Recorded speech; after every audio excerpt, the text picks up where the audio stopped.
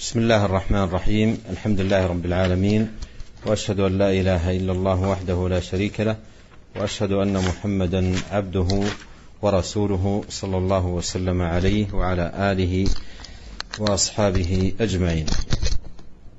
أما بعد، قال المصنف رحمه الله تعالى: باب ما جاء في من لم يقنع بالحلف بالله، أي أن من حلف له بالله فالذي ينبغي عليه أن يقنع تعظيما لله سبحانه وتعالى. وهذه الترجمة عقدها رحمه الله لبيان الوعيد في حق من كان كذلك، من لم يقنع بالحلف بالله، أي ما جاء في شأنه من الوعيد لكونه منافيا لكمال التوحيد. وذلك أن الأصل في الموحد أن يكون معظما للرب سبحانه وتعالى، وإذا امتلأ القلب بالمعرفة بالله وعظمته وجلاله فإنه يقنع إذا حلف له بالله تعظيما لله سبحانه وتعالى. وأورد رحمه الله تعالى تحت هذه الترجمة حديثا واحدا، وهو حديث ابن عمر رضي الله عنهما أن رسول الله صلى الله عليه وسلم قال: لا تحلفوا بآبائكم، من حلف بالله فليصدق، ومن حلف له بالله فليرض، ومن لم يرضى فليس من الله. رواه ابن ماجه بإسناد جيد. وأول هذا الحديث فيه النهي بالحلف بالآباء، لأن الحلف مبناه على تعظيم المحلوف به، ولا ينبغي أن يكون هذا التعظيم إلا لله، فلا يحلف إلا بالله، لا يحلف بالآباء ولا بالأمهات ولا بالأولياء ولا بالصالحين ولا بالأنبياء ولا بالكعبة، وإنما يحلف بالله وحده، كما جاء في الحديث: من كان حالفا فليحلف بالله.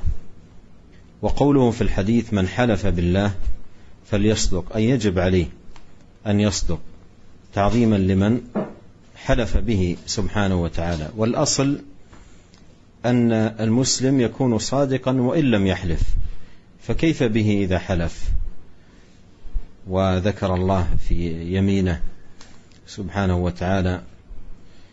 قال: من حلف بالله فليصدق، ومن حلف له بالله فليرضى، ومن حلف له بالله فليرضى، ومن لم يرضى فليس من الله، أي في شيء. وهذا فيه وعيد شديد لمن لم يرضى إذا حلف له بالله سبحانه وتعالى. وذلك وجه الشاهد من هذا الحديث للترجمة في قوله: ومن لم يرضى فليس من الله، أي فإن له من الوعيد بحسب رده لليمين وما حلف له عليه بالله سبحانه وتعالى. Bismillahirrahmanirrahim. Alhamdulillah, segala puji dan syukur kita panjatkan kehadirat Allah Subhanahu wa taala. Salawat dan salam semoga senantiasa tercurahkan kepada junjungan kita Nabi Muhammad sallallahu alaihi wasallam dan pada keluarganya serta seluruh sahabat beliau tanpa terkecuali. Kita masuk dalam bab yang baru dari Kitab Tauhid, yaitu bab ma jaa fi man lam yaqna' bil halif billah. Bab tentang hukum yang berkaitan dengan orang yang tidak ridha, tidak puas dengan sumpah dengan nama Allah Subhanahu wa taala. Yaitu seorang mukmin jika ada orang bersumpah dengan nama Allah kepada dia, maka yang seharusnya adalah dia terima sumpah tersebut sebagai bentuk pengagungan terhadap Allah Subhanahu wa taala, aziman lillah, sebagai bentuk pengagungan terhadap Allah. Dia mengagungkan sumpah ini. Kenapa? Karena sumpah ini disebut nama Allah. Ya. Oleh karenanya judul ini dibuat oleh Syekh Muhammad bin Abdul Wahhab rahimahullahu taala untuk menjelaskan ancaman ya bagi orang yang kondisinya demikian, tidak menerima sumpah atas nama Allah. Jadi sudah orang lain bersumpah atas nama Allah, dia tidak terima, ya. Dan hal ini menunjukkan bahwasanya telah kondisi dia yang menolak sumpah dengan nama Allah Subhanahu wa taala bertentangan dengan kesempurnaan tauhid. Asalnya bagi seorang yang bertauhid, dia mengagungkan Allah Subhanahu wa taala. Jika hatinya penuh dengan pengagungan terhadap Allah, ya, dia membesarkan Allah Subhanahu wa taala, mengagungkan Allah Subhanahu wa taala, ya, maka dia akan terima kalau ada orang yang bersumpah dengan nama Allah di hadapan dia sebagai bentuk pengagungan terhadap Rabb-nya, terhadap Allah Subhanahu wa taala. Dalam bab ini, Syekh Muhammad bin Abdul Wahhab rahimahullahu taala membawakan satu hadis, yaitu hadis yang diriwayatkan dari Ibnu Umar radhiyallahu ta'ala anhuma, anna Rasulullah sallallahu alaihi wasallam qala, bahwasanya Rasulullah sallallahu bersabda, la tahlifu bi abaikum, janganlah kalian bersumpah dengan nama-nama ayah nenek moyang kalian. Man halafa billahi falyasduq, barang siapa yang bersumpah dengan nama Allah maka hendaknya dia jujur. Wa man hulifa lahu billah falyarda, barang siapa yang ada disumpah kepada dia dengan nama Allah, yaitu ada orang bersumpah kepada dia dengan nama Allah, maka hendaknya dia terima, falyarda, hendaknya diterima. Wa man lam yarda, barang siapa yang tidak ridha dengan sumpah dengan nama Allah, falaysa minallah, maka ya tidak ada ya sama sekali dari Allah ya pertolongan bagi dia, atau tidak ada kebaikan dari Allah untuknya. Rawi Ibnu Majah bi sanadin hasan, hadis diriwayatkan oleh Ibnu Majah dengan sanad yang hasan. Para pemirsa yang dirahmati oleh Allah Subhanahu wa taala, perhatikan hadis ini ya. Hadis ini dibuka oleh Nabi sallallahu alaihi wasallam dengan larangan untuk bersumpah dengan nenek moyang, dengan orang tua, dengan nama ayah. La tahlifu bi abaikum, janganlah kalian bersumpah dengan nama orang tua kalian, dengan nenek moyang kalian, karena namanya sumpah itu dibangun di atas pengagungan terhadap orang yang disebut namanya tatkala bersumpah ya.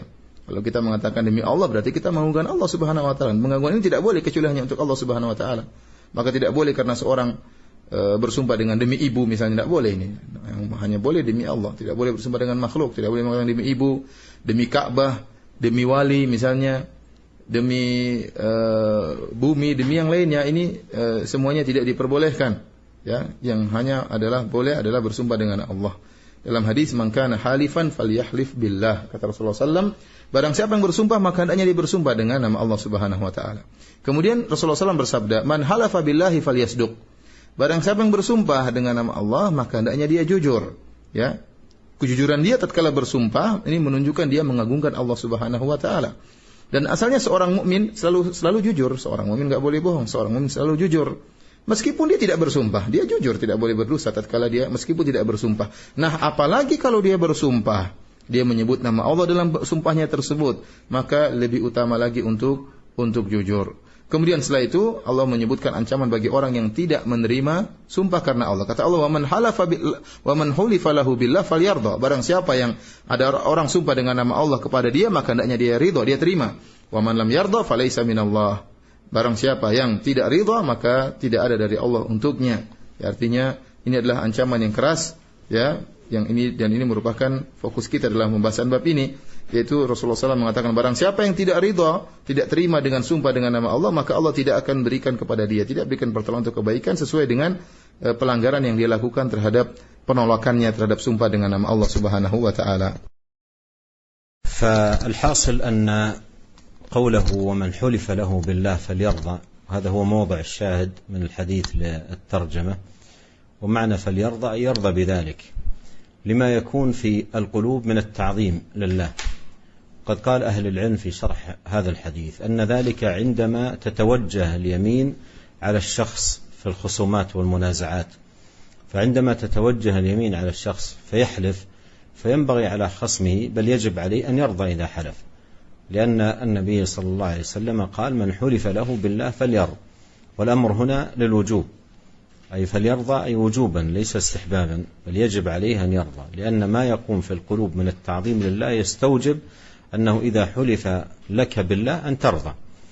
ويدل على أن الأمر للوجوب تمام الحديث، لأنه قال ومن لم يرضى فليس من الله، وهذا النفي ليس من الله مثل ليس منا لا يكون إلا في الكبائر، لأن من الأمور والعلامات التي تعرف بها الكبير أن يقال ليس منا أو ليس من الله، أو يقال لا يؤمن أو نحو ذلك من الصيغ المعلومة الدالة على أن الأمر كبير.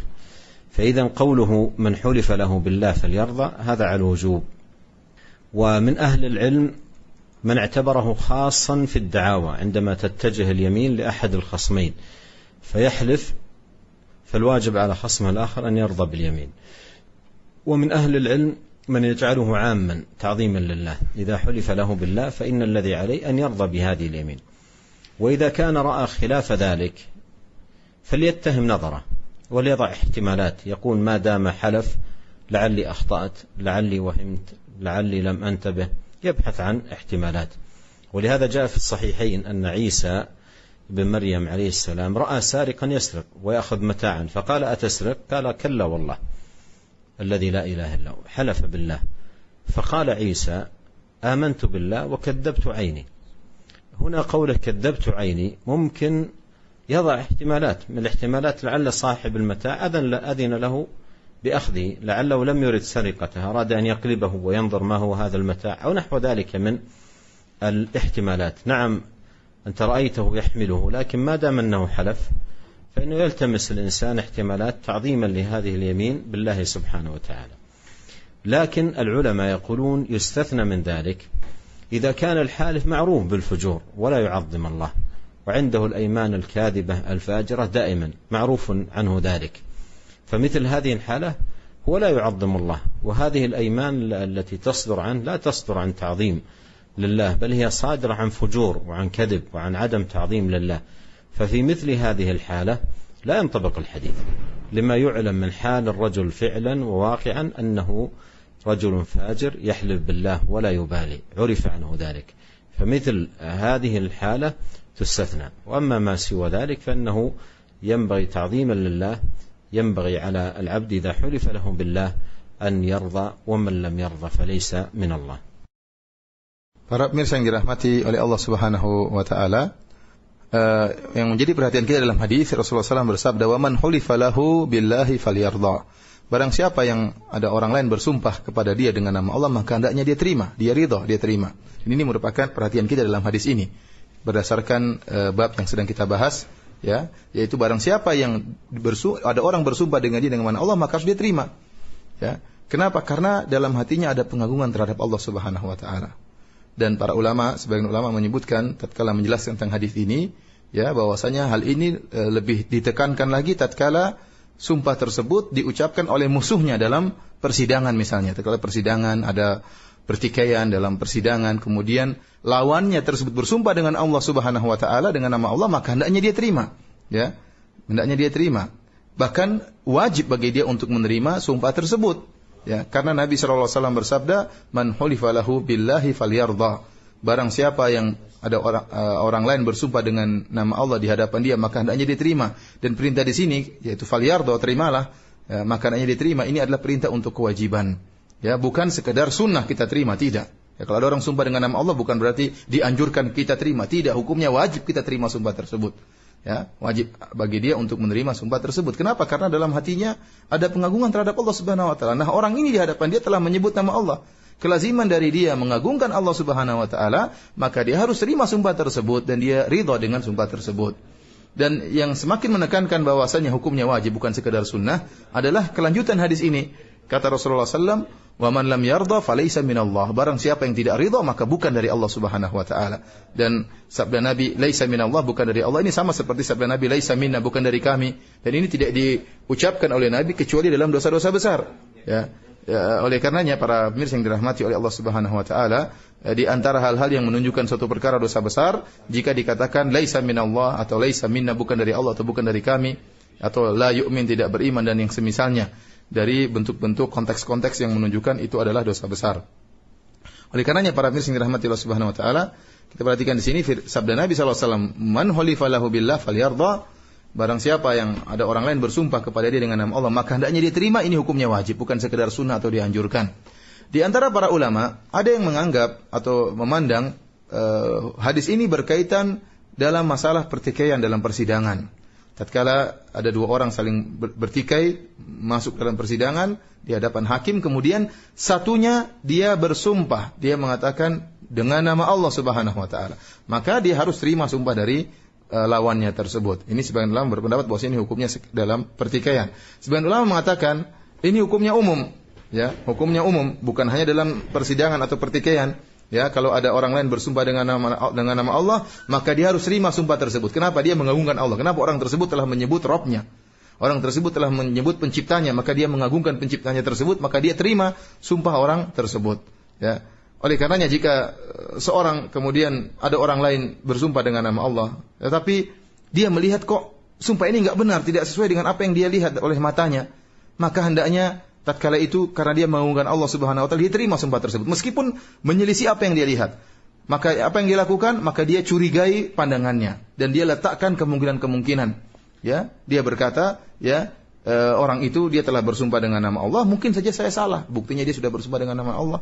Mungkin saya salah, mungkin saya keliru, mungkin saya salah pandang, saya salah lihat. Enggak, dia meletakkan berbagai macam kemungkinan-kemungkinan. Oleh karena dalam Sahihain, Sahih Bukhari dan Sahih Muslim disebutkan Isa bin Maryam alaihissalam pernah melihat ada seorang lelaki mencuri, ya, atau dia mengambil sebuah barang. Maka Nabi Isa berkata kepada dia, "Atasrik, apakah kau mencuri?" Orang ini dia mengatakan, "Kalla wallahi alladzi la ilaha illahu." Dia mengatakan, sekali-sekali tidak, saya tidak mencuri. Demi Allah yang tidak ada sembahan yang berhak disembah kecuali Dia. Orang ini bersumpah dengan nama Allah Subhanahu wa taala. Sementara Nabi Isa melihat dia mencuri. Apa yang dilakukan oleh Nabi Isa tatkala orang itu bersumpah dengan nama Allah? Nabi Isa mengagungkan Allah, maka dia mengatakan, "Amantu billah wa kadzdzabtu aini." Aku beriman kepada Allah bahwasanya orang tersebut tidak mencuri karena dia sudah bersumpah, dan aku mendustakan mataku yang melihat dia mencuri. Ya, perkataan Isa di sini, "Kadzdzabtu aini," aku mendustakan ainaya, aku mendustakan kedua mataku. Ya, ini Nabi Isa meletakkan beberapa kemungkinan-kemungkinan, ya. Di antaranya mungkin orang itu ngambil barang orang lain tapi orang pemilik barang tersebut sudah izinkan misalnya. Mungkin dia tidak mengambil barang tapi hendak mungkin membalikkan barang atau memindahkan barang tersebut, ya. Atau kemungkinan-kemungkinan yang lainnya. Intinya Nabi Isa, ya, mengagungkan sumpah orang tersebut sehingga dia mendustakan matanya yang melihat orang tersebut mengambil barang, dan dia meletakkan kemungkinan-kemungkinan jangan-jangan orang ini sudah minta izin dari pemilik barang atau hanya sekedar memindahkan barang. Taib, kalau seorang engkau misalnya melihat ada orang, ya, melakukan sesuatu, ya, dan kemudian dia bersumpah dengan nama Allah mengingkari apa yang dia lakukan, maka hendaknya jika dia sudah bersumpah maka benarkan sumpahnya tersebut dan letakkanlah kemungkinan-kemungkinan yang lain, ya, sebagai bentuk pengagungan engkau terhadap Allah Subhanahu wa taala. Kenapa orang tersebut telah bersumpah kepada Allah Subhanahu wa taala? Akan tetapi para pemirsa yang dirahmati Allah Subhanahu wa taala, para ulama menyebutkan ini dikecualikan kepada orang yang terkenal tukang sumpah, tukang bohong, ya.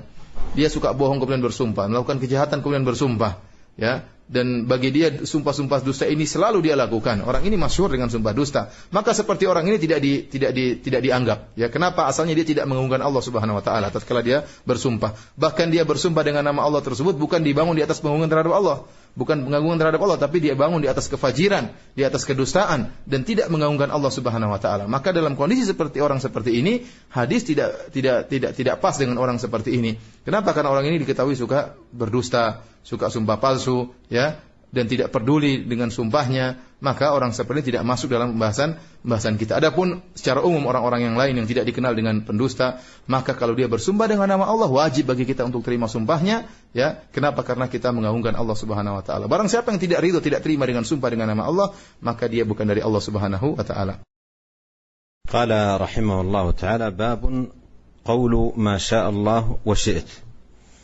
هذه الترجمة معاشر المستمعين الكرام عقدها رحمه الله لبيان أن هذا القول من الشرك. قول القائل ما شاء الله وشئت، هذا اللفظ من الشرك، شرك الألفاظ، لما فيه من التسوية بين الخالق والمخلوق في المشيئة. حتى وإن قال من يقول ذلك إنني لم أقصد التسوية بين مشيئة المخلوق ومشيئة الخالق، يقال حتى وإن لم تقصد، لأنك لو قصدت التسوية لكان من الشرك الأكبر. لكن ما دام أن الإنسان صدرت هذه اللفظة من لسان ما شاء الله وشئت، فهذا من شرك الألفاظ الذي ينبغي على المسلم أن يصون لسانه منه. فهذه الترجمة عقدها لبيان ذلك وساق شيئا مما تيسر من النصوص في النهي عن ذلك. Kemudian penulis masuk dalam bab berikutnya, bab qaulu masya Allah wa syi'at. Bab tentang perkataan orang yang berkata karena kehendak Allah dan kehendakmu, karena kehendak Allah dan kehendakmu. Ya. Para pemirsa yang dirahmati oleh Subhanahu wa taala, judul ini dibawakan oleh penulis Syekh Muhammad bin Abdul Wahhab rahimahullahu taala untuk menjelaskan bahwasanya perkataan seperti ini karena kehendak Allah dan kehendakmu merupakan kesyirikan, yaitu syirik lafal, syirik berkaitan dengan lafal. Kenapa? Karena dalam lafal tersebut di situ ada penyamaan antara Allah dengan makhluk. Ya, tatkala kita mengatakan, seorang mengatakan karena Allah dan karena engkau, berarti menyamakan antara Allah dengan makhluk. Bahkan meskipun yang mengucapkannya tidak berkeinginan dengan demikian, dia tidak bermaksud untuk menyamakan Allah dengan makhluk. Ya, maka kita katakan tetap saja dikatakan syirik lafal. Karena kalau dia memang benar-benar ingin menyamakan antara Allah dengan makhluk, maka ini syirik akbar, ya. Ya, jadi dikatakan syirik lafal, ya, bukan syirik akbar tatkala dia tidak bermaksud. Ya, oleh karenanya seorang muslim hendaknya menjaga lisannya, jangan sampai dia mengucapkan perkataan seperti ini syirik lafal karena Allah dan karena engkau. Dan kemudian penulis membawakan beberapa dalil-dalil yang menunjukkan akan permasalahan ini. قال رحمه الله تعالى عن قتيلة رضي الله عنها أن يهوديا أتى النبي صلى الله عليه وسلم فقال إنكم تشركون تقولون ما شاء الله وشئت وتقولون والكعبة فأمرهم النبي صلى الله عليه وسلم إذا أرادوا أن يحلفوا أن يقولوا ورب الكعبة وأن يقولوا ما شاء الله ثم شئت. رواه النسائي وصححه. في هذا الحديث تقول رضي الله عنها أن يهوديا أتى النبي صلى الله عليه وسلم فقال إنكم تشركون. معروف أن اليهود عندهم الشرك الأكبر في عبادتهم وتوجههم لعزير وقولهم عزير ابن الله، توجههم في العبادة لغير الله، فعندهم شرك أكبر. الحاصل أن رجلا من اليهود جاء إلى النبي صلى الله عليه وسلم وقال إنكم تشركون، وذكر أمثلة هي من الشرك الأصغر الذي هو شرك الألفاظ، تقولون ما شاء الله وشئت وتقولون والكعبة، هذه شرك ألفاظ، تقولون وتقولون. وأخذ من ذلك المصنف رحمه الله معرفة اليهود بالشرك الأصغر، فإن هذا يهودي وعندهم شرك أكبر وعقائدهم فيها الشرك الأكبر، وعرفوا الشرك الأصغر وأنه خطأ، وجاء إلى النبي صلى الله عليه وسلم وقال إنكم تشركون تقولون ما شاء الله وشئت وتقولون والكعبة. فأمرهم النبي صلى الله عليه وسلم إذا أرادوا أن يحلفوا أن يقولوا ورب الكعبة وأن يقولوا ما شاء الله ثم شئت. إذن النبي صلى الله عليه وسلم أقر قول هذا اليهودي إنكم تشركون، أي أن هذا من الشرك، أن يوجد معنى إنكم تشركون أن يوجد في المسلمين من عنده هذه الألفاظ الشركية، لأنه سمع بعض المسلمين يقول ما شاء الله وشئت ويقول والكعبة. الحاصل أن هذا فيه أن الحكمة ضالة المسلم، أينما وجدها أخذها وقبلها. فهذا يهودي وجاء بهذا الكلام، فالنبي صلى الله عليه وسلم أقر ذلك وقال للناس أمرهم إذا أرادوا أن يحلفوا أن يقولوا ورب الكعبة. هنا لطيفة جدا جميلة في التربية والتوجيه. الآن لما يعتاد اللسان على كلمة ألفها واعتاد عليها والكعبة يحلف بها وتعود على ذلك، عندما تدخل على كلمة تصححها هذا أهون عليه فيما ألفه لسانه. يعني مثلا لم يقل لهم لا تقولوا والكعبة ولكن قولوا والله، قال قولوا ورب الكعبة. فمثلا من اعتاد في حلف أن يقول والنبي يقال له قل ورب النبي، وهذا يستفاد من هذا الحديث. النبي صلى الله عليه وسلم ما قال قولوا والله أو قولوا وربي، قال قولوا ورب الكعبة، لأن والكعبة هذه اللفظة درجت عليها سنتهم وألفتها، فأدخل عليها كلمة تصححها، أدخل على هذه الكلمة التي اعتادوا عليها كلمة تصححها. Yang dirahmati oleh Allah Subhanahu wa taala, kemudian penulis membawakan sebuah riwayat ya dari Qutailah radhiyallahu ta'ala anha, anna yahudiyan ata nabiyya sallallahu alaihi wasallam faqala innakum tusyrikun taqulun ma syaa Allah wa syi'at. Yahudi berkata kepada Nabi sallallahu alaihi wasallam, kemudian Yahudi ini berkata, sungguhnya kalian telah berbuat kesyirikan, kalian mengatakan masya Allah wa syi'at, atas kehendak Allah dan kehendak engkau. Wa taqulun, dan kalian kaum muslimin berkata wal ka'bati, demi Ka'bah. Fa amarahumun nabiyyu sallallahu alaihi wasallam idza aradu an yahlifu an yaqulu rabbil ka'bah wa an yaqulu masya Allah thumma syi'at. Maka Nabi SAW memerintahkan para sahabat jika mereka hendak bersumpah, hendaknya mereka bersumpah dengan berkata, wa rabbil Ka'bah, demi pemilik Ka'bah, demi penguasa Ka'bah. Hendaknya mereka berkata, Masya Allahu thumma syi'it, atas kehendak Allah kemudian kehendakmu. Hadis ini diriwayatkan oleh Imam Nasa'i dan disahihkan oleh Al-Imam Nasa'i. Para yang dirahmati oleh Allah Subhanahu wa taala, di sini Qutailah bercerita, ada seorang Yahudi datang menemui Nabi sallallahu alaihi wasallam. Kemudian orang Yahudi ini berkata, "Kalian telah berbuat kesyirikan wahai kaum muslimin." Ya, kita tahu bahwasanya orang-orang Yahudi mereka melakukan syirik akbar dalam ibadah-ibadah mereka, di mana mereka mengagungkan Uzair ibnullah, mereka mengatakan Uzair adalah putra Allah, dan mereka melakukan kesyirikan dalam ibadah mereka. Maka datanglah orang Yahudi ini, dia mengingatkan Nabi tentang kesyirikan asghar yang dilakukan oleh kaum muslimin. Ini perkara yang menakjubkan. Dia sendiri terjerumus dalam syirik akbar, ya. Namun dia mengingatkan dan dia tahu tentang syirik asghar. Dia tahu, jangankan syirik akbar, syirik asghar pun dia tahu. Maka dia pun mengingatkan Nabi sallallahu alaihi wasallam bahwasanya sebagian sahabat terjerumus dalam syirik asghar. Jadi orang Yahudi ini pintar, dia tahu tentang syirik asghar, padahal mereka sendiri orang Yahudi terjerumus dalam syirik akbar. Apa kata orang Yahudi ini? Taqulun masya Allah wa syi'at wa taqulun wal Ka'bah. Kalian kaum muslimin berkata dalam lafal kalian, masya Allah wa syi'at, karena kehendak Allah dan kehendak engkau wahai Muhammad, dan kalian berkata demi Ka'bah. Ya. Dari sini oleh karenanya ada faedah, yaitu orang Yahudi mengetahui tentang syirik asghar, ya. Dan padahal tadi telah kita jelaskan, orang Yahudi mereka memiliki syirik akbar, mereka melakukan syirik akbar, ya, namun mereka tahu juga tentang syirik asghar. Baik, apa yang dilakukan oleh Nabi sallallahu alaihi wasallam? Maka Rasulullah sallam, ya, memerintahkan para sahabat kalau mereka hendak bersumpah, hendaknya mereka berkata wa rabbil Ka'bah, demi penguasa Ka'bah, atau mereka berkata masya Allah tsumma syi'at, karena kehendak Allah kemudian kehendak engkau. Di sini jelas Nabi sallallahu alaihi wasallam menerima nasihat orang Yahudi tersebut. Yahudi tersebut mengatakan innakum tusyrikun. Yahudi tersebut berkata kalian telah berbuat syirik. Artinya dalam kaum muslimin ada yang melakukan kesyirikan, dan benar. Di antara mereka ada yang mengucapkan syirik lafal, seperti tadi mengatakan wal Ka'bah, demi Ka'bah, atau mengatakan atas kehendak Allah dan kehendak engkau wahai Muhammad. Ini semua kesyirikan. Dan Rasulullah SAW menerima nasihat tersebut. Dari sini kita bisa mengambil faedah bahwasanya al-hikmah dhalatul mu'min. Bahwasanya kebenaran itu adalah perkara yang dicari oleh seorang muslim. Dimanapun dia mendapatkannya, dia ambil kalau itu benar. Meskipun datang dari Yahudi, kalau itu benar diterima oleh Nabi sallallahu alaihi wasallam. Ya, al-hikmatu dhalatul muslim aina ma wajadaha akhadhaha wa qabilaha. Ya, hikmah itu, kebenaran itu adalah barang hilang yang dicari oleh seorang muslim. Dimanapun dia mendapatkannya, dia ambil. Dan orang Yahudi ini datang menasihati Nabi sallallahu alaihi wasallam, menjelaskan tentang kesyirikan yang dilakukan oleh orang kaum muslimin. Maka Rasulullah SAW membenarkan pernyataan Yahudi tersebut. Kemudian Rasulullah SAW menyuruh para sahabat hendak bersumpah. Kalau hendak bersumpah, maka bersumpah dengan warabbil Ka'bah. Perhatikan di sini ada faedah yang indah, yaitu dalam masalah tarbiyah. Tatkala kita ingin mengarahkan seorang yang melakukan kesalahan, perhatikan di sini. Tatkala lisan-lisan sebagian sahabat terbiasa untuk mengatakan demi Ka'bah, maka Rasulullah SAW memberikan jalan keluar, solusi, ya, dengan tidak mengganti kata tersebut, tapi memasukkan kata yang lain. Jadi Rasulullah SAW tidak mengatakan ganti dengan demi Allah. Jangan. Rasulullah SAW tidak mengatakan demikian.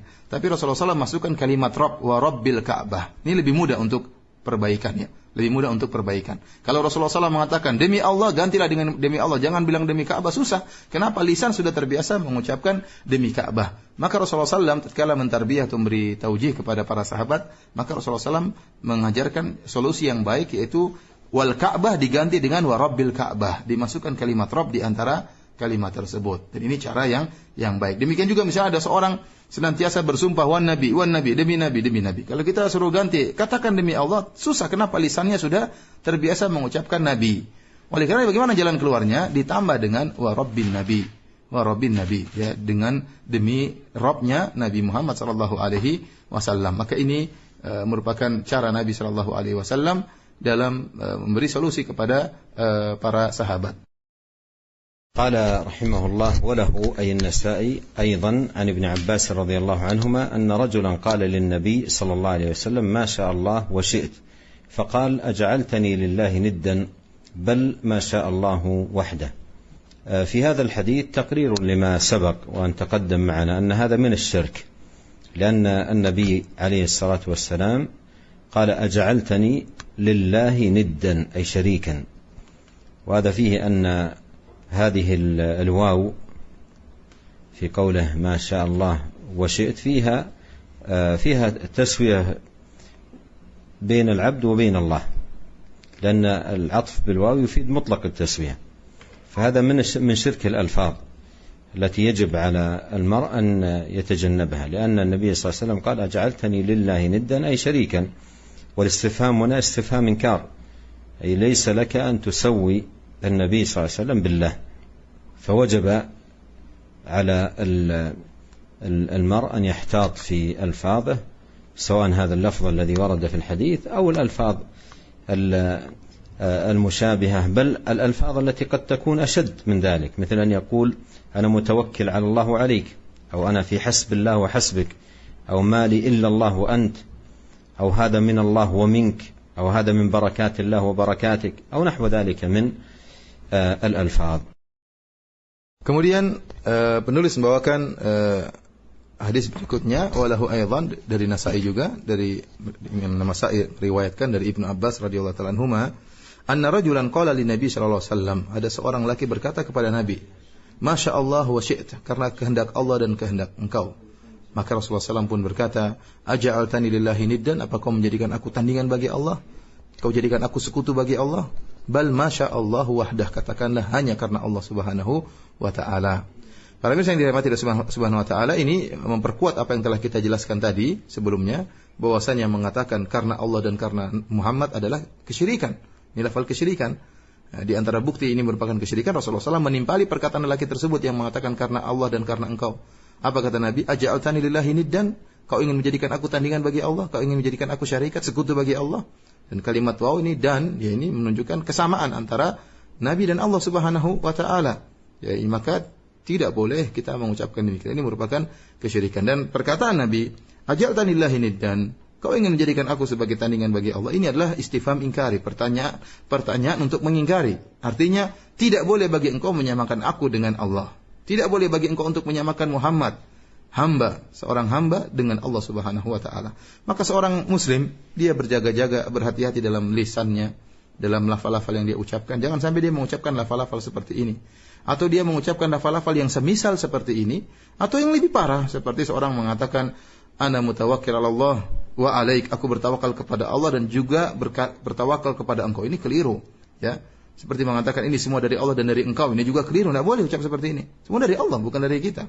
Orang mengatakan ini karena Allah dan karena engkau, ini dari Allah dan dari engkau, ini karena keberkahan Allah dan keberkahan engkau. Ini semua adalah lafal-lafal yang diharamkan dalam syariat. ثم أورد المصنف رحمه الله تعالى حديث الطفيل قال: ولابن ماجه عن الطفيل أخي عائشة لأمها قال: رأيت كأني أتيت على نفر من اليهود فقلت: إنكم لأنتم القوم لولا أنكم تقولون عزير بن الله. قالوا: وإنكم لأنتم القوم لولا أنكم تقولون ما شاء الله وشاء محمد. ثم مررت بنفر من النصارى فقلت: إنكم لأنتم القوم لولا أنكم تقولون المسيح ابن الله. قالوا: وإنكم لأنتم القوم لولا أنكم تقولون ما شاء الله وشاء محمد. فلما أصبحت أخبرت بها من أخبرت، ثم أتيت النبي صلى الله عليه وسلم فأخبرته فقال: هل أخبرت بها أحدا؟ قلت: نعم. قال: فحمد الله وأثنى عليه، ثم قال: أما بعد فإن طفيلا رأى رؤيا أخبر بها من أخبر منكم، وإنكم قلتم كلمة كان يمنعني كذا وكذا أن أنهاكم عنها، فلا تقولوا ما شاء الله وشاء محمد، ولكن قولوا ما شاء الله وحده. وهذا الحديث في ذكر هذه الرؤيا المنامية التي رآها الطفيل أخو عائشة رضي الله عنهما وعن الصحابة أجمعين، أنه مر بنفر من اليهود وقال لهم: إنكم أنتم القوم لولا أنكم تقولون عزير بن الله. فقالوا: وإنكم لأنتم القوم لولا أنكم تقولون ما شاء الله وشاء محمد. ثم أيضا مر بنفر من النصارى فقال لهم: إنكم لأنتم القوم لولا أنكم تقولون المسيح ابن الله. قالوا: وإنكم لأنتم القوم لولا أنكم تقولون ما شاء الله وشاء محمد. فلما أصبح أخبر من أخبر بها من الصحابة، ثم أتى النبي عليه الصلاة والسلام. فالشاهد أن بحسب ما جاء في هذه الرواية أو الرؤية عرضوه بشيء مما في المسلمين من الشرك الأصغر، عندما قالوا نعم القوم أنتم لولا قولكم كذا، يعني ما شاء الله وشاء محمد، يعني هذا من الشرك. وكذلك النفر من نصارى. فهذا يفيد أن هؤلاء كانوا يعرفون الشرك الأصغر، اليهود والنصارى يعرفون، مع أنهم متلطخون بالشرك الأكبر الناقض للديانة. فقام النبي عليه الصلاة والسلام وخطب الناس خطبة حمد الله وأثنى عليه، ثم قال أما بعد فإن طفيلا رأى رؤيا أخبر بها من أخبر منكم، وإنكم قلتم كلمة كان يمنعني كذا وكذا أن أنهاكم عنها. معنى قوله يمنعني كذا وكذا أي يمنعني الحياء منكم أن أنهاكم عنها، وهذا الحياء ليس حياء عن الإنكار عليهم، بل كان صلى الله عليه وسلم يكرهها ويستحي أن ينكرها لأنه لم يؤمر بعد بإنكارها. فلما جاء الأمر الإلهي بذلك نهاهم عن ذلك نهيا بليغا، حتى إنه مر معنا قوله للرجل أجعلتني لله ندا قل ما شاء الله وحده. وبهذا انتهت هذه الترجمة، ونسأل الله عز وجل لنا أجمعين التوفيق والسداد والمعونة على كل خير. Para pemirsa yang dirahmati oleh Allah Subhanahu wa taala, kemudian penulis Syekh Muhammad bin Abdul Wahhab rahimahullahu taala membawakan riwayat yang terakhir dari diriwayatkan oleh Ibnu Majah dari Tufail. Tufail adalah akhu Aisyah li ummiha, yaitu saudaranya Aisyah, saudara seibunya Aisyah radhiyallahu taala anha. Tufail berkata, "Ra'aitu ka'anni ataitu ala nafirin minal yahud." Aku melihat dalam mimpi seakan-akan aku mendatangi sekelompok orang Yahudi. Maka aku menegur mereka, orang Yahudi tersebut. Aku berkata, "Innakum la antumul qaum," wahai orang-orang Yahudi, sungguhnya kalian adalah kaum yang hebat. "Laula annakum taqulun Uzair ibnullah." Hanya saja kalian mengucapkan Uzair adalah putra Allah, anak Allah. Maka orang-orang Yahudi membantah Tufail dengan berkata, menimpali, "Wa innakum la antumul qaum." Kalian pun adalah orang yang hebat. Hanya saja kalian berkata, "Laula annakum taqulun masya Allah wa sya Muhammad." Kalian mengucapkan karena Allah dan karena Muhammad. Kata Tufail, "Tsumma marartu bi nafarin minan nasara." Kemudian aku pun melewati sekelompok orang Nasara. Dalam mimpi, dia melihat dalam mimpi. Faqultu innakum la antumul qaum. Lalu aku berkata kepada mereka, aku tegur mereka, sungguhnya kalian itu adalah kaum yang hebat. Laula annakum taqulun al-Masih ibnullah. Hanya saja kalian mengucapkan Al-Masih Isa adalah putra Allah. Ternyata orang-orang Nasara tersebut menimpali, membantah dengan mengatakan, "Wa innakum la antumul qaum laula annakum taqulun masya Allah wa sya Muhammad." Kalian juga adalah umat yang hebat kalau saja kalian tidak mengucapkan karena Allah dan karena Muhammad. Falamma asbahtu, tatkala di pagi hari setelah bangun dari tidur melihat mimpi tersebut, akhbartu biha man akhbartu, maka aku kabarkan kepada sebagian sahabat. Tsumma ataitu Nabiy sallallahu alaihi wasallam fa akhbartuhu, kemudian aku mendatangi Rasulullah sallallahu dan aku kabarkan tentang mimpi yang aku lihat. Qala hal akhbarta biha, maka Nabi sallallahu alaihi wasallam bertanya kepadaku, hal akhbarta biha ahadan, kau sudah kabarkan kepada seorang tentang mimpimu? Qultu na'am, aku berkata, Tufail berkata, iya ya Rasulullah. Qala fahamidallah wa athna alaihi, kemudian Nabi sallallahu alaihi wasallam memuji Allah, menyanjung Allah Subhanahu wa taala, kemudian beliau berkata, amma ba'du. Fa inna Tufailan ra'a ru'yan akhbara biha man akhbara minkum. Sungguhnya Tufail telah melihat suatu mimpi dan dia telah mengabarkan mimpinya tersebut kepada sebagian kalian. Wa innakum qultum kalimatan kana yamna'uni kadza wa kadza an anhaakum anha. Dan sungguh benar kalian telah mengucapkan satu kalimat yang ada sesuatu yang mencegah aku untuk melarang kalian mengucapkan kalimat tersebut. Fala taqulu ma syaa Allah wa syaa Muhammad. Maka janganlah kalian berkata karena kehendak Allah dan kehendak Muhammad. Walakin qulu ma syaa Allah wahdah. Akan tapi katakanlah karena kehendak Allah saja. Para pemirsa yang dirahmati oleh Allah Subhanahu wa taala, ini kisah ini menjelaskan tentang Tufail, saudara seibunya Aisyah, ya, lain bapak satu ibu, yang bermimpi. Dalam mimpinya dia bertemu dengan sebagian orang Yahudi, kemudian dia tegur orang Yahudi, sebenarnya kalian tuh umat yang hebat, hanya saja kalian berbuat syirik, mengucapkan Uzair adalah putra Allah. Ternyata orang Yahudi tersebut menimpali, kalian juga umat yang hebat, hanya saja kalian melakukan syirik dengan mengatakan karena kehendak Allah dan karena kehendak Muhammad. Ini perkara yang menakjubkan ya. Jadi Tufail dalam mimpi tersebut menegur orang-orang Yahudi, mereka melakukan syirik akbar, mengucapkan Uzair ibnullah. Orang-orang Nasara yang mengatakan Isa ibnullah, Isa adalah putra Allah. Ini syirik akbar yang mengeluarkan mereka dari Islam, mengeluarkan mereka dari tauhid, ya, mengeluarkan mereka dari iman kepada kekufuran. Ternyata waktu orang-orang Yahudi dan Nasara ditegur oleh Tufail, mereka membantah Tufail dengan menyebutkan syirik asghar yang ada pada kaum muslimin, karena mengatakan masya Allah wa sya'a Muhammad, ini syirik karena kehendak Allah dan kehendak Muhammad, ini syirik lafal, syirik asghar. Maka ini perkara yang menakjubkan. Orang-orang Yahudi dan Nasrani, mereka tahu tentang hakikat syirik. Mereka tahu hakikat syirik. Jangankan syirik akbar, syirik kecil pun mereka tahu. Mereka tahu di antara syirik kecil yang dilakukan kaum muslimin adalah mengatakan karena Muhammad dan karena Allah dan karena Muhammad. Sementara mereka terjerumus dalam syirik akbar yang parah. Ya, bukan cuma mengatakan karena Allah dan karena Muhammad, bahkan mengatakan Isa anaknya Allah. Mengatakan Uzair adalah anaknya Allah. Ini syirik akbar. Oleh karenanya, mereka meskipun terjun dalam syirik akbar, mereka berusaha membantah kaum muslimin dengan mencari kesalahan kaum muslimin meskipun syirik asghar. Dan Rasulullah SAW akhirnya diceritakan oleh Tufail dengan mimpi yang dia lihat. Maka Rasulullah SAW bertanya, apa kau sudah menceritakan kepada seseorang? Tufail mengatakan, iya ya Rasulullah, saya telah ceritakan kepada sebagian sahabat. Setelah itu Rasulullah SAW kemudian memuji Allah. Kemudian Rasulullah SAW menyanjung Allah Subhanahu Wa Taala. Kemudian beliau seakan-akan menyampaikan nasihat. Beliau berkata, amma ba'du. Kemudian daripada itu, fa inna Tufailan, sungguhnya Tufail telah melihat suatu mimpi dan telah mengabarkan kepada kalian sebagian kalian. Kemudian Rasulullah SAW mengatakan, perhatikan sini, wa innakum qultum kalimatan kana yamna'uni kadza wa kadza an anhaakum anha. Sungguh kalian telah mengucapkan satu kalimat, yaitu kalimat kesyirikan tadi. Masya Allah wa sya'a Muhammad, karena kehendak Allah dan kehendak Muhammad. Aku sebenarnya ingin melarang kalian, tapi ada sesuatu yang mencegah aku untuk melarang kalian. Kata sebagian ulama, yang dimaksud Nabi malu. Nabi mau larang tapi Rasulullah SAW malu. Ya, dan ini bukan malu yang terlarang, tidak, karena waktu itu belum ada perintah dari Allah untuk melarang hal tersebut. Sehingga Rasulullah SAW ingin mau melarang langsung, Rasulullah SAW malu, ya.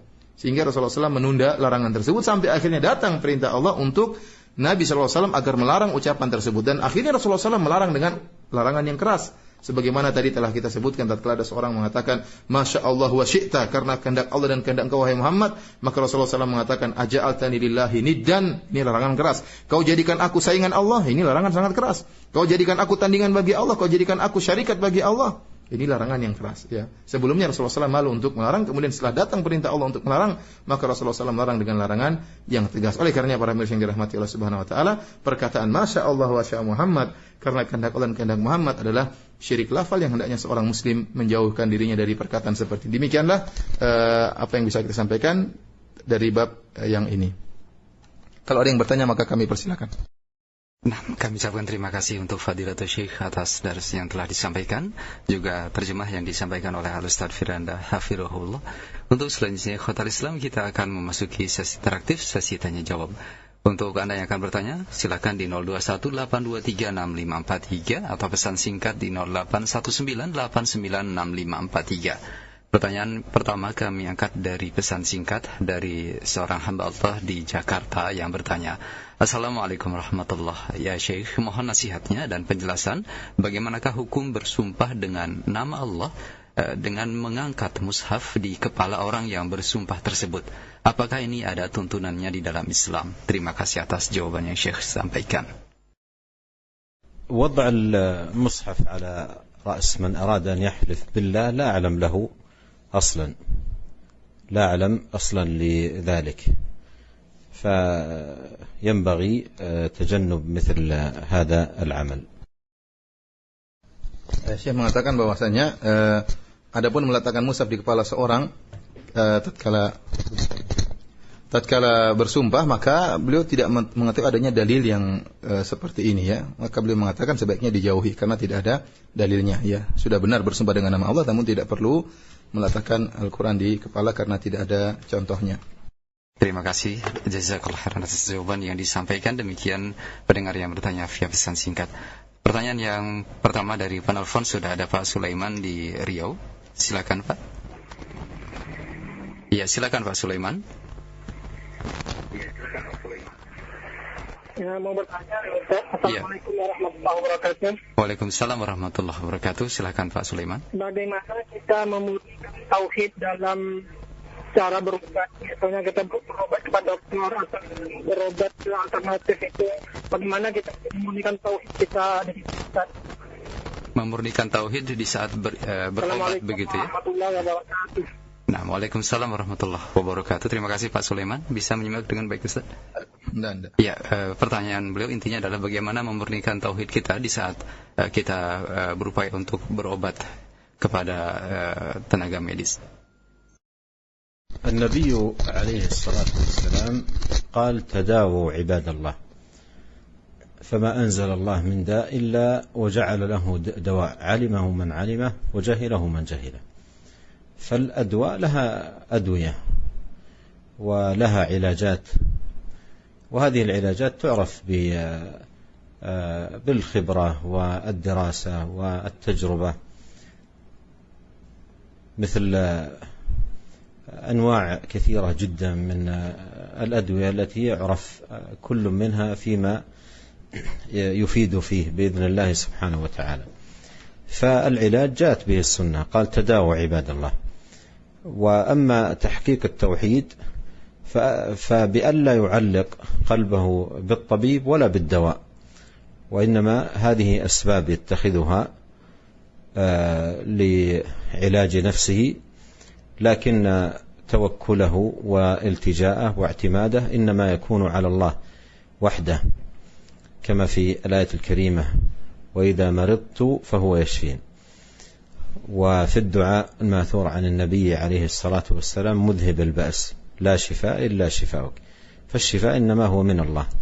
فإذا تحقيق التوحيد في هذا الباب أن يكون القلب معتمدا على الله متوكلا على الله، يبذل السبب لمداواة نفسه لكن لا يعتمد على السبب ولا يعتمد على الطبيب، وإنما يكون معتمدا في ذلك على الله وحده. Adapun dalam berobat ya, tidak mengapa ya, karena Rasulullah SAW mengatakan tadawa ibadallah ya. Wahai hamba-hamba Allah, maka berobatlah kalian. Tidak ada suatu penyakit pun yang Allah turunkan kecuali Allah turunkan baginya obat. Alimahu man alim wa jahilahu man jahil. Ada yang tahu dan ada yang tidak tahu. Oleh karenanya setiap penyakit pasti ada obatnya. Allah turunkan obat, ada yang tahu dan ada yang tidak tahu obat. Oleh karenanya obat itu bisa diketahui dengan misalnya pengalaman, dengan eksperimen, dengan penelitian ya. Di kita ternyata ini adalah obat penyakit tertentu, dan kita dapati banyak obat-obat yang masyarakat tahu ini obat-obat bermanfaat untuk penyakit-penyakit tertentu. Oleh karenanya berobat ini telah datang sunnah menganjurkan kita untuk berobat. Tadi tadawaw ibadallah, berobatlah wahai hamba-hamba Allah ya. Jadi seorang berobat tidak jadi masalah. Bagaimana tatkala dia berobat dia bisa memurnikan tauhid? Caranya yaitu dia tidak menggantungkan hatinya kepada obat, dan juga jangan menggantungkan hatinya kepada dokter ya, tapi dia gantungkan kesembuhan hanyalah dengan izin Allah Subhanahu wa taala. Adapun dokter dan obat itu hanyalah sebab, ya, diperintahkan untuk melakukan sebab, untuk ikhtiar melakukan sebab. Adapun keberhasilan dia serahkan kepada Allah Subhanahu wa taala. Ingat kata Ibrahim alaihissalam dalam Al-Qur'an, wa idza maritu fahuwa yashfin. Kalau aku sakit maka dialah Allah yang menyembuhkan aku, ya. Mungkin minum obat tapi yang menyembuhkan Allah Subhanahu wa taala. Demikian dalam doa, adhibil ba's mudhibal ba's. Ya Allah adalah mudhibal ba's, Allah menghilangkan penyakit, yang menghilangkan penyakit Allah Subhanahu wa taala. Ya, la syifa illa syifa'uk, tidak ada kesembuhan kecuali dari kesembuhan Engkau ya Allah. Ini menunjukkan seorang tatkala berobat pun dia bertawakal kepada Allah, dia melakukan ikhtiar dengan mengambil sebab, pergi ke dokter, minum obat, tapi dia yakin bahwasanya kesembuhan hanya dari Allah Subhanahu wa taala. Terima kasih atas jawaban yang disampaikan. Kita angkat berikutnya dari penelpon, sudah ada Bapak Rustam di Ambon. Silakan Pak Rustam. Ya, Assalamualaikum. Waalaikumsalam warahmatullahi wabarakatuh. Silakan Pak. Ini Ustaz mau nanya, kalau kita ke rumah orang kakek gitu, kebetulan dia ada teman kantor, terus disajikan makanan, apakah kita boleh makan makanan yang disajikan itu? Iya. Itu saja Pak. Baik, terima kasih Pak. Nah, silakan. لا بأس من أكل الطعام الذي يصنعه النصراني، لكن زيارتك له واتيانك إليه في بيته ونحو ذلك ينبغي أن يكون مستصحبا في ذلك نية دعوة الإسلام وتحبيب الإسلام وإدخاله في هذا الدين. فلا تكتفي بمجرد الزيارة ونحو ذلك، بل كن مستصحبا في ذلك أن تكون سببا للدخول في هذا الدين. ولهذا ينبغي أن تحرص على أن تعرفه بين وقت وآخر بمحاسن الدين ومآثره العظيمة، وأنت أيضا ينبغي أن تقرأ في هذا الباب حتى تكون سببا في إسلام هذا الزميل في عملك. Syekh menyatakan tidak mengapa seorang muslim tatkala mengunjungi teman kantornya kemudian makan makanan yang dihidangkan jika temannya tersebut Nasrani, tidak jadi masalah. Tetapi Syekh mengingatkan hendaknya tatkala Anda mengunjungi teman Anda, teman kantor Anda, jangan hanya sekedar mengunjungi saja, tetapi hendaknya disertai dengan niat ya untuk mendakwahi dia sedikit demi sedikit ya, untuk mengajak dia kepada Islam ya. Jadi sertakan niat tersebut. Ya, caranya bagaimana? Kita kunjungi, berbuat baik sama dia, kemudian kita berusaha antara waktu yang satu dengan waktu yang lain kita sebutkan tentang mahasin Islam, tentang keindahan Islam, tentang bagus-bagusnya Islam. Ini menunjukkan kita harus belajar ya. Jadi Anda harus belajar supaya bisa tatkala mengunjungi orang tersebut bahwa bukan hanya sekedar kunjungan saja, tetapi ada niat yang baik, yaitu kita berusaha agar dia masuk Islam dengan sebab kita. Baik, terima kasih atas jawabannya. Demikian Pak Rustam di Ambon. Kita angkat pertanyaan dari pesan singkat berikutnya dari Bapak Agus di Cibubur, Jakarta Timur. Assalamualaikum warahmatullahi wabarakatuh. Mohon nasihat dan penjelasannya. Bagaimanakah hukum dan bagaimanakah pula sikap kita ketika ada orang yang bersumpah atas nama Allah Subhanahu wa taala, akan tetapi ada dua orang saksi yang mengetahui tentang kebohongan sumpah tersebut. Apakah kita masih harus untuk mempercayainya? Mohon nasihat dan penjelasan dari Syekh. يتحرى عن حاله وأيضا حال من شهد عليه بالكذب. قد يكون من شهد عليه بالكذب ليس مما يطمئن إلى شهادته، فالأمر يحتاج إلى تحري. فالشاهد إذا عرف أنه من أهل الفجور والكذب في أيمانه فلا ينطبق عليه ما جاء في الحديث: من حلف له بالله فليرضى ومن لم يرضى فليس من الله. Syekh mengatakan dicek kondisi orang yang bersumpah tersebut, dan dicek juga kondisi orang yang bersaksi bahwasanya dia ini pendusta ya. Ya, harus dicek karena bisa jadi orang yang bersaksi bahwasanya dia ini dusta, bisa jadi bukan orang yang siqah, bisa kita percaya dengan langsung ya. Harusnya dicek dua-duanya, dicek yang sumpah ini dan juga cek kondisi orang yang bersaksi bahwasanya dia telah berdusta. Akan tapi intinya kalau orang tersebut dikenal suka berdusta, suka sumpah palsu, maka tidak berlaku pada hadis yang sedang kita bahas pada pembahasan kita kali ini. Terima kasih atas jawaban dan nasihat yang disampaikan. Kita angkat pertanyaan yang berikutnya.